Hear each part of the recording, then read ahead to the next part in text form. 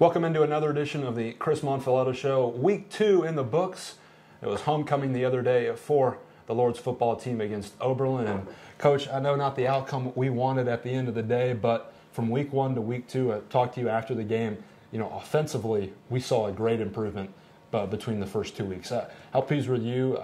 Obviously not with the outcome, but as a team growing on the offensive side of the ball. Yeah, no, I thought it was great. I mean, it was the second week in a row that we had the same offensive line working together in the same positions, and you know, we progressed a ton from the quarterback position as well, and really all aspects of the offense. So I was really happy about that, and defensively too. I mean, we were aligned right 90-something% of the time, and pre-snap, and you know, that's all improvements from the previous week. So those are all positives. Those are all good things, and that's a demonstrated improvement, which is exactly what we're looking for.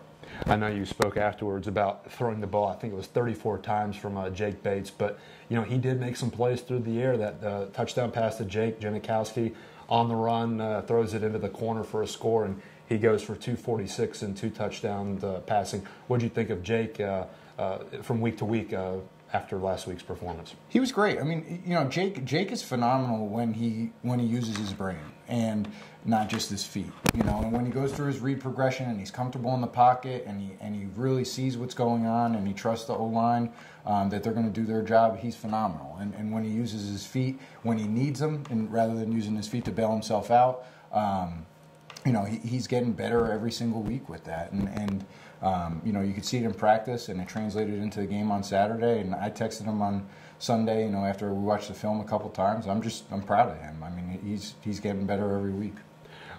Receiving wise, you know, I mentioned Jake Janikowski, but Ian Bell's getting into the mix. Brian Hunka caught a few passes, and you know, it's always nice to have a handful of receivers that are going to make plays. And you know, where do you see that going from here?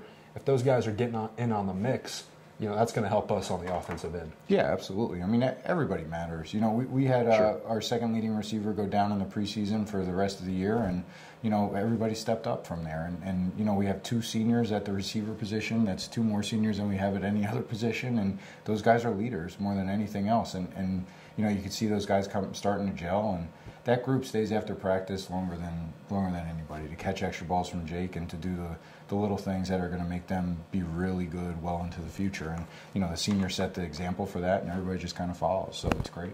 You mentioned it earlier about the defensive side of the ball and, you know, aligning into gaps correctly. And I know Oberlin still really did some damage on the ground, but what did you see after watching the tape from our guys, and you know, from week to week, and where do we go from here defending? Well, you know, maybe we need to simplify things a little bit for the younger guys. Again, for really 10 of them, it's their second game of college football. You know, so when things go fast for those guys, they stop being cerebral about what they're doing and they rely on their instincts, and that's not always the best thing. You know, and so when they start to do that and they play out of gaps and things like that, that's when we give up big plays. But you know, they're getting better. I mean, they're getting better every single week, and the more that they see it and the more that they're involved with it, the better they're going to be into the future. So you know, there's definitely things that we need to improve on, but you know, when you have a freshman strong safety that played the majority of the game, and our safety that moved to dime for a lot of their, you know, speed packages and stuff like that, they played really, really well for it being their second game in those positions, and we're really happy with them. We're proud of them, and they're going to continue to get better. You know, for the young guys, you know, they're going through some struggling or growing pains right now, but that's a custom for anybody in any profession, wherever. You're going to have those early struggles, but talk about, if you can, the guys' mindset, you know, each and every week. Where are they at prior to getting out on the field? Yeah, I think they're in a good place. I mean, they spend some extra time watching the film and doing the little things that they're going to need to be successful, and now it's just the speed of the game, you know, and that's the next step. And, you know, all these, the failures that they have and stuff like that, those are all building blocks for us to sustain success over a long period of time. And that's, you know, those are the things that we're focusing on right now. Like, it's okay to fail. It's okay to give up a big play. That's okay. We're not upset about that. You know, we just need to learn from it and to continue to grow and get better. And when we can do that, and when we start to gel as a team, we're going to be a pretty good football team, you know, and it's going to be able to sustain success over a long period of time. And that's what we're focused on. We're focused on the 20-mile march, not focused on the singular game. Like, what is this going to look like as a total body of work? And can we continue to improve individually and collectively? And I think that we have the ability to do that. kind of like that statement, enjoy the process. It's not always going to be easy, but in the long run, we're going to be all right. All right, Coach, we're on the road for the first time this year, going to play Ohio Wesleyan, and a big rivalry against that team. We're going down to Delaware. What are you expecting Saturday night, our first night contest of the year?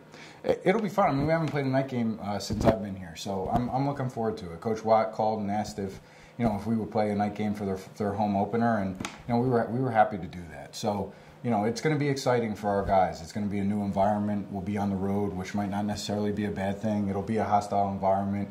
Their fans will be a little bit chippy and stuff like that, and that'll be fun. I mean, that we're looking forward to it.